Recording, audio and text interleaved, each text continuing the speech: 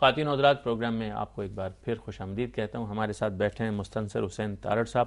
تارڑ صاحب میں آپ سے عرض کر رہا تھا کہ یہ اتنے سارے چینل، آپ نے کہا نا پی ٹی وی سے اب اتنے سارے چینل، 50 سے اوپر چینل ہیں ہمارے یہاں، اور اس میں بھی زیادہ چینل نیوز کرنٹ افیئرس کے چینلز ہیں. تو کیا یہ ہوا ہے کہ وہ جو ہماری وہ انسان کے اندر کریٹیوٹی والی جو صفات ہیں، جن سے شعر و ادب پھوٹتا ہے، جن سے لطافت والی چیزیں پھوٹتی ہیں، جس سے اخلاق بنتا ہے، جس سے شخصیت کا ایک پروفائل آتا ہے، یہ چیزیں کم میڈیا پر اویلیبل ہیں، اور جہاں ہیں کیا وہ آپ سمجھتے ہیں کہ ذوق کو بڑھانے کا باعث بنی ہے کہ ذوق گرا ہے ہمارے ہاں؟ میں نے پہلے بھی عرض کیا کہ یہ جو دو پروگرام ہیں، مطلب میوزک کے اور لٹریچر کے، انہوں نے سفر کیا.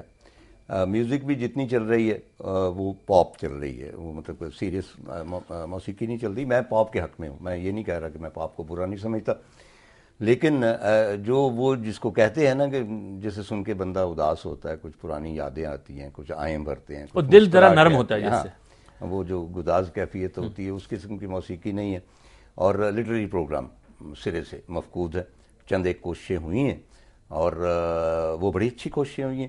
میں نے یہی عرض کیا ہے کہ یہ لٹریچر کے پروگرام بھی یہ ہٹ ہو سکتے ہیں، ان کی بھی ریٹنگ بن سکتی ہے، صرف ان کی پروڈکشن پر آپ اسی طرح محنت کریں جیسے ہوتی ہے، جس طرح کے آپ دوسرے شوز پر دیتے. طاہر صاحب آپ نے نیا ڈرامہ بھی دیکھا؟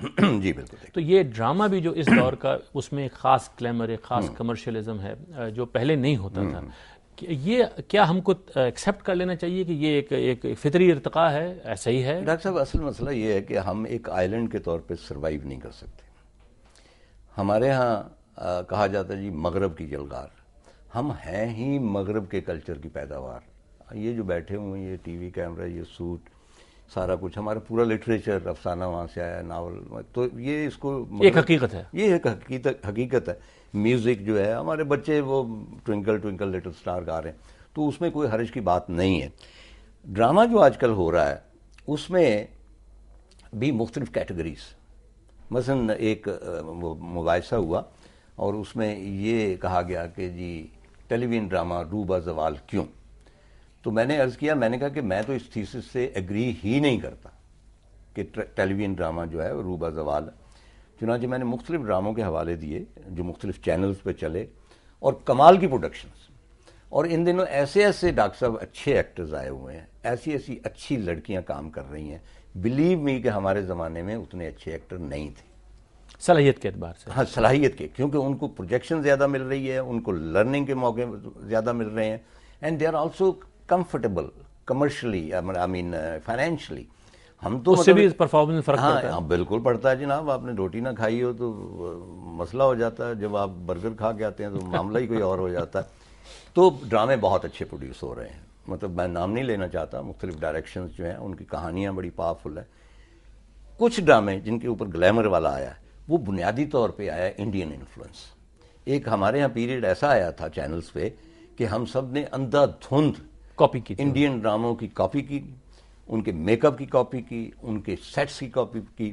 اچھا، اب میں بہت ایڈمائرر ہوں انڈیا میں بننے والی فلموں کا، اور میں قطعی طور پہ ایک اینٹی انڈین آدمی نہیں ہوں، لیکن میں یہ سمجھتا ہوں کہ انڈین چینلز جو ہیں 4-5 میں نے دیکھے ہیں، ان سے زیادہ بھدی پروڈکشن، ان سے زیادہ بدصورت چہرے، ان سے زیادہ بری کہانیاں، اور جیرنگ، مطلب ہے کہ آپ دیکھ نہیں سکتے جس قسم کے وہ پروگرام کرتے ہیں. اور خاص طور پہ وہ جو اس کا طاہر صاحب چاہوں گا میں آپ تبصرہ فرمائیے کہ اس کا جو ادبی پہلو ہے، لٹریری پہلو ہے، اس کے اندر جو زبان ہے، وہ ہمارے یہاں بھی اسی طرح سے اس کی کاپی کرتے ہوئے زبان، ہاں وہ سارا کچھ کیا گیا، لیکن وہ دیکھیں آپ، وہ فیز ختم ہو گئی، لوگوں نے اس کو ریجیکٹ کر دیا.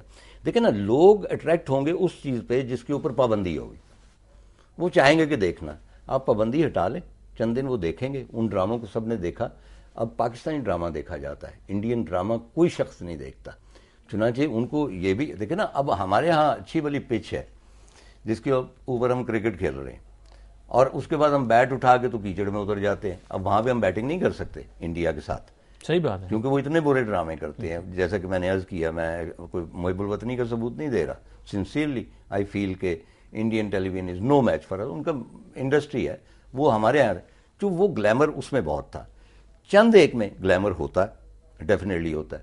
چند ایک ایسے ہوتے ہیں کہ جن میں کانٹینٹ، جن ڈراموں میں کانٹینٹ ہے نا، ان میں گلیمر بہت کم ہوگا. جن میں ڈائلاگ ہے، جس میں کہانی ہے، جس میں ڈائریکشن ہے. اس میں جو ڈرامے کی خصوصیات جس میں اگلے ہوں روز گی. میں ایک ڈرامہ دیکھ رہا تھا، بڑا زبردست اس کا کلائمیکس تھا، اور میں نے اپنی بیگم سے کہا کہ اس میں 3-4 ایسے مقامات آئے ہیں کہ کوئی اور پروڈیوسر ہوتا تو اس میں بینگ میوزک بجتی اور شور مچتا، اتنے زبردست ڈرمیٹک. لیکن وہ جو ہدایت کارہ تھی اس نے بالکل کوئی میوزک نہیں دی. یہ فرمائیے کہ یہ جو کہتے ہیں کہ ہماری ملک کی اس وقت کوئی 17 کروڑ سے اوپر کی آبادی ہے، اس میں کوئی 20 برس سے کم عمر کے نوجوان اور نوجوان بچے اور بچیاں، یہ اس کی آبادی کا حصہ ہیں، 50% ہیں وہ. یہ جو ہم ان کو بذریعہ میڈیا دے رہے ہیں، آپ اس پر مطمئن ہیں؟ آپ اس کو کیسے بہتر کرنا چاہیں گے؟ آپ ان کے لیے کیا کرنا پسند کریں گے؟ دیکھیے اوور آل میں نے شاید پہلے عرض کیا تھا کہ بہت سارے بزرگوں کی طرح میں یہ نہیں سمجھتا کہ نئی نسل، وہ ہمارے ہاں ہوتا ہے نا کہ جی خوراکیں ہم نے کھائیں، ٹیچر ہمارے تھے، زمانے ہمارے تھے، اخلاقیات وہ نوسٹیلجیا. میں یہ سمجھتا ہوں کہ ماڈرن جنریشن جو ہے وہ ہم سے کہیں زیادہ انٹیلیجنٹ، کہیں زیادہ محنتی ہے. جس طور بچے آج کل محنت کرتے ہیں اور پوزیشنیں حاصل کرتے ہیں، I can't explain it to you. ہم تو مطلب ہے کہ ایسے ہی چلتے پھرتے ہی پاس واس ہو جاتے تھے، گورنمنٹ کالج میں چلے گئے یہ وہ. لیکن اور بنیادی طور پہ کیوں انٹیلیجنٹ ہیں کہ وہ کمپٹیشن دیکھتے ہیں.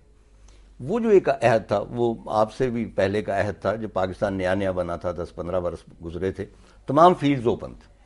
وہاں پہ ایک بیوقوف آدمی بھی بیٹھ جاتا تھا تو بڑا سرمایہ دار بن جاتا تھا، کیونکہ کمپٹیشن نہیں تھا.